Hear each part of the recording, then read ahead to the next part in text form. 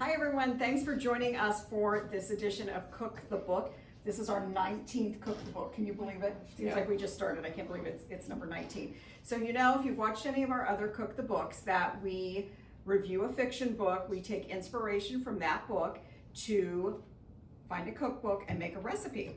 So our fiction book for this month is Alice Feeney's Rock, Paper, Scissors, which I love Alice Feeney.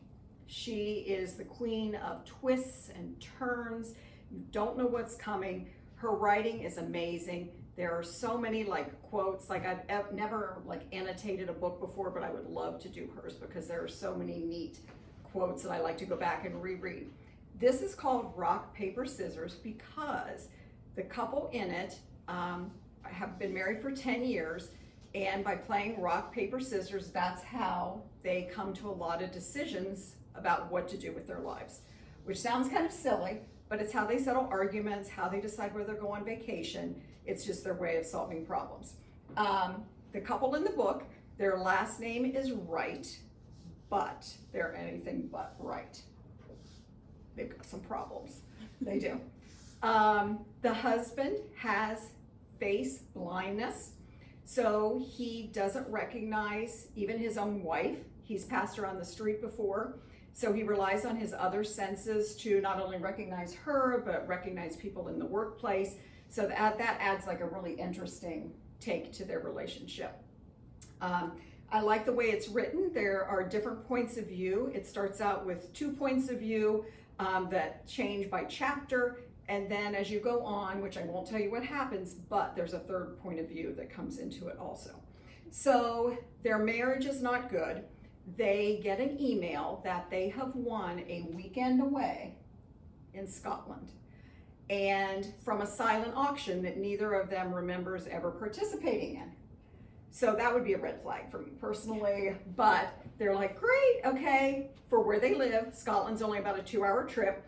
So the book starts with them going out in a snowstorm to get to this chapel that's been made into like an Airbnb.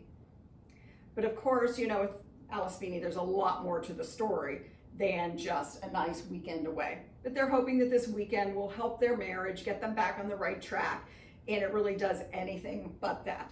Once they get there, they find out that the chapel has quite a history. It was a place where witches, way back when, were kept in the basement and chained to the walls. The basement is not called the basement is called the crypt.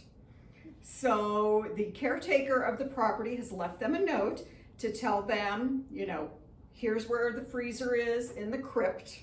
First of all, if you call a basement a crypt, I'm not going down there even to get to food. No. Just a long, terrible history about this building. And nothing is as it seems. So many twists and turns. It really keeps you guessing till the very end. I had no idea what was coming. So I would highly recommend the book, and really any of Alice Feeney's books. Her current book, Daisy Darker, is one of my favorite books of the last year that I've read. So I really recommend her as an author. So we took the take of Scotland and were inspired by the Hebridean Baker, Coinneach MacLeod. Isn't that an awesome cover? I love it. So many beautiful pictures in this book. He is a baker, obviously from Scotland. This is what we're going to be working on today, the Highland Cows.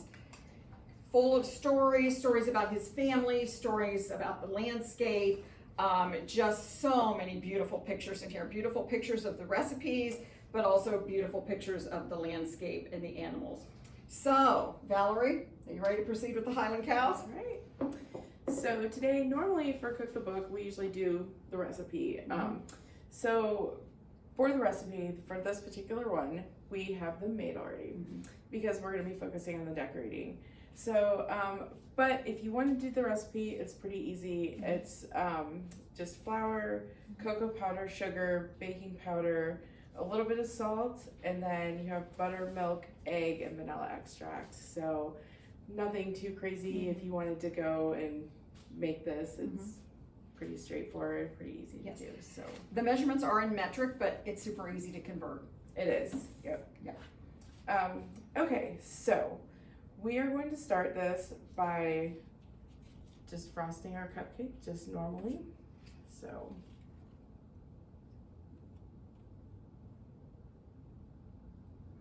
just put our frosting on there. And you can kind of swirl it around if you want, especially since it's a Highland Cow. You can kind of make it look like they're fur a little bit. Yes. Yeah. So, and then for this one also, we have all the little parts for the Highland Cow. It's made out of fondant, and we went ahead and did this too. But what I have laying out here is all the stuff that we used to make the little pieces and parts for the Highland Cow. So once it's frosted, then you're gonna take the horn and just kind of push it into the cupcake. And it would be fun because really you could shape the horns however you like. You can, and if you look at Highland Cow pictures, they're all different shapes. It's pretty fun. So just go ahead and push those in there like that. And then there's also ears, so you can push those into the cake too, like right below the horns. And for someone who's not used to using the fondant that all these parts are made of, where could they go to purchase those? Hobby Lobby, Joann's, you can get them on Amazon. Walmart, I'm assuming, would have them. Honestly, I think even Kroger has nice. it. So very easy to find. So, yeah, your grocery store would have it. I don't know in particular, like, these are bigger boxes of it. Some places just have smaller packs of it, so. Okay. Or you can make it yourself. There's recipes for fondant on like All Recipes and sites like that. So, okay. So this is what it'll look like with your horns and your ears. So then from there, well, actually, yeah. Also eyes. So for the eyes, you can get the little eyes that are pre-made, like in the package. So those would be easy. Or do what we did, and we just went ahead and cut it out of fondant. So both are pretty simple. And for those, we just had a little stamper. So it was pretty easy to just go through and make the eyes. Okay. So then for the nose, again, we did like a little cookie cutter for that too. So, but I mean, if you don't have a cookie cutter, you can always use a knife and just cut it out of the fondant. So then to do the little, like in the picture, there's the little nostrils on it and the little mouth. So you can just do that with your, if you have this or other fondant tools, you can just do however you want. And it's pretty forgiving, isn't it? If you don't like it, you can mush it up and start fresh. Oh yeah, you could definitely do that. So we'll just do that. And then you can just put it on there. All right. So then you have your cupcake that looks like that.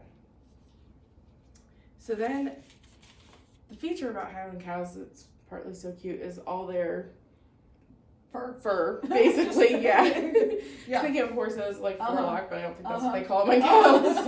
No cows, I have horses. But so then for this one, you'll just have your little bag of icing, and then you can just put their little fur on there. And if you don't have the bags that are made for it, you could always just use a Ziploc. Oh yeah, that would be very easy to do for sure. All right. So then that's what it looks like. Yeah.